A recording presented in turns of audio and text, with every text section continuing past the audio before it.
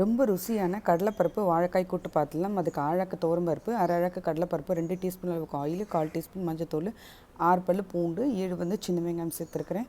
அதுக்கப்புறம் ஒரு பிஞ்சு வாழைக்காய் இந்த மாதிரி நீல வாக்கில் கட் பண்ணி சேர்த்துக்கோங்க. 3 கத்திரிக்காய் சேர்த்துருக்கிறேன். ஒரு பெரிய தக்காளி சேர்த்துக்கோங்க. சேர்த்துட்டு 1/4 டீஸ்பூன் குழம்பு மிளகாய் தூள் சேர்த்துருக்கிறேன். 1 டம்ளர் அளவுக்கு தண்ணி சேர்த்து 2 விசில் விட்டு எடுத்து வச்சுக்கோங்க. நான் ஏற்கனவே ஊற வச்சதுனால 2 விசில் விட்டுட்டேன். இந்த 3-4 பத்து தேங்காய், 2 பச்சை மிளகாய், சின்ன துண்டளவுக்கு இஞ்சி, 1/4 டீஸ்பூன் சீரகம் சேர்த்து பொடிச்சு வச்சுக்கோங்க.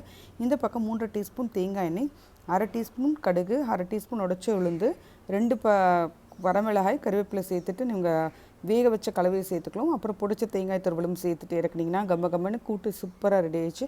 கண்டிப்பாக இந்த கூட்டு ரெசிபியை ட்ரை பண்ணி பார்த்துட்டு எப்படி இருக்குன்னு கமெண்ட்டில் சொல்லுங்கள். சப்ஸ்கிரைப் பண்ண மறக்காதீங்க. லைக் பண்ணுங்கள், ஷேர் பண்ணுங்கள், சப்ஸ்கிரைப் பண்ணுங்கள், ஃபார்வர்ட் பண்ணுங்கள். இப்போ இந்த கூட்டு கம்மன்னு கூட்டு நெய் போட்டு சாதத்தில் பிசைஞ்சு சாப்பிட்றப்ப சூப்பராக இருக்கும். கண்டிப்பாக இந்த ரெசிபி ட்ரை பண்ணி பார்த்துட்டு எப்படி இருக்குன்னு